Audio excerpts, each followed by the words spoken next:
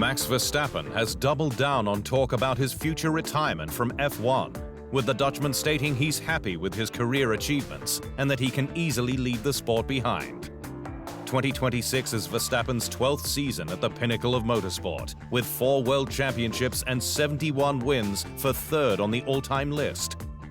But while the 28-year-old has spoken out against F1's new regulations, calling them anti-racing and Formula E on steroids, he said that's not a reason to leave F1 in itself, with the Dutchman far more keen to focus on other projects and time with his family.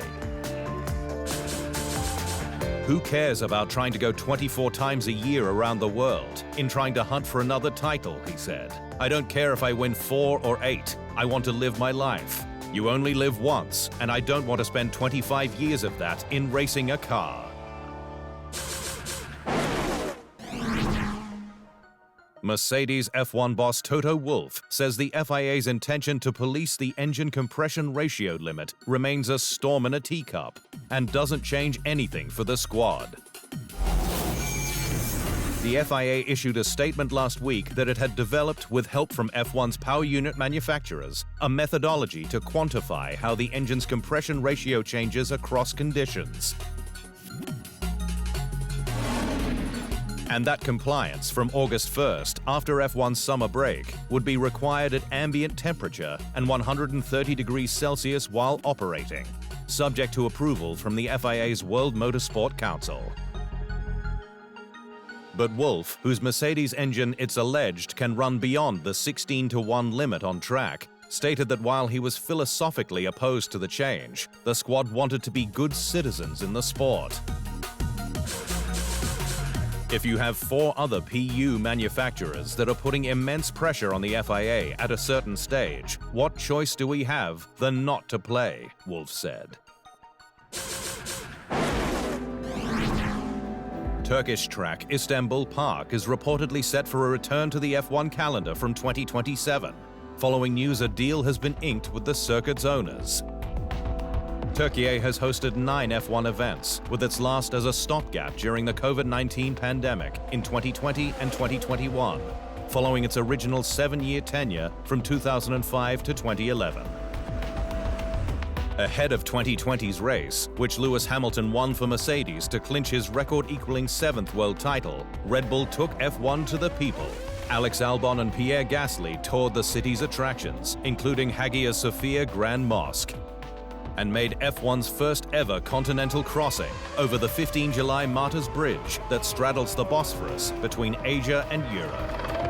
Yeah, it's been pretty amazing today. To drive an F1 car in Istanbul for the first time, especially on the Bosphorus Bridge. Crossing 2 continents, I think it has never been done before. Obviously very happy to be part of it. F1 is considering doubling the number of sprint events on the calendar to 12 from 2027, with the pinnacle of motorsport keen to keep every day the cars are on track relevant to the fans. F1 introduced sprint weekends with their 100-kilometer Saturday race in 2021 with just 3 per year, a total that doubled to 6 in 2023. But more could be on the way on the back of heightened demand. People want to see real action during the 3 days, so already on Friday people want to see something sporting, qualifying or whatever it is, said F1 CEO Stefano Domenicali. Cadillac comeback king Sergio Perez says the American F1 startup must learn how to outdevelop its rivals in 2026's second half after establishing itself and running normally as the sport's 11th team. The General Motors brand has had to start from scratch with everything, other than the power units and gearboxes, which it will buy in from Ferrari until it builds its own from 2029. But Checo says the squad must try and normalize as soon as possible so it can get on with the real task at hand, adding performance. As a team, big and new, putting all the departments in place is taking some time, and the challenge here will be to outdevelop the teams ahead of us, Perez said.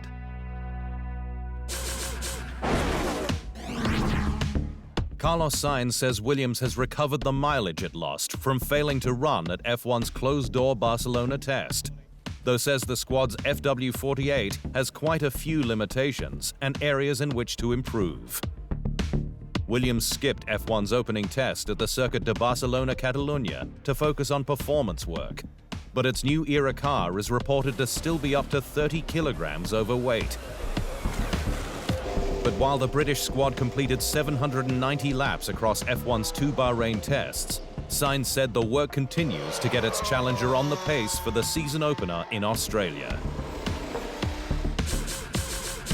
We've done some adjustments to adapt the car setup a bit more to these regulations, and it seems like it's going in the right direction, the Spaniard said. Ferrari's Italy-based employees are set for another huge year-end bonus, with each to pocket over $17,500, an increase of over $500 on 2025's total after another highly successful year. The substantial bonus was awarded on the prancing horse's growth, with Ferrari's revenues up 7% to $8.37 billion, while its operating profit rose 12% to $2.48 billion. All while the Red Marque's car production dropped by 112 cars to 13,640 in 2025, though 20 new vehicles are expected to land by the end of 2030, including an electric model, the Luce. San Francisco is known for its elevation change, but things got higher last weekend when Red Bull was in town for a show run. The event kicked off with a spectacular stunt held on Broadway's famous 11-degree incline, where Rallycross champion Mitch Guthrie Jr. jumped his Ford Raptor T1 Plus over the spinning 2011 title-winning Red Bull F1 car, driven by ex-Grand Prix pilot Scott Speed. And the Californian, born just 2 hours inland from the jump in Manteca, was focused on the job at hand. But the topography of this intersection was really tricky because it really falls away from you. It's like an upside-down cereal bowl. So like keeping the car kind of centered up was the only thing I was thinking about. Red Bull's San Francisco show run is just the latest in a long line of its F1 events on U.S. soil, with 2024 seeing special demonstrations in American capital Washington, D.C. and Houston, Texas. Ex-F1 driver Alexander Rossi has topped Indycar's 2-day preseason test for Ed Carpenter Racing in Phoenix, Arizona, ahead of the March 1st season opener at St. Petersburg, Florida. Rossi, with a top speed of 174.542 miles per hour, was just ahead of Penske's Joseph Newgarden. Reigning IndyCar champion Alex Palou completed the top 3 in a rain-affected second day of running. The 4-time IndyCar champion, who was ordered to pay the McLaren F1 team $12 million following a breach of contract court case that he lost earlier this year, felt in good shape following the test. It's tough to know today with the wind that we have, and you never know everybody else's program, but happy so far. I'm happier with the car today than yesterday, so it's good so far.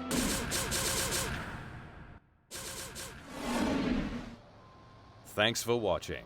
To stay up to speed on all things Formula One, make sure you hit the subscribe button.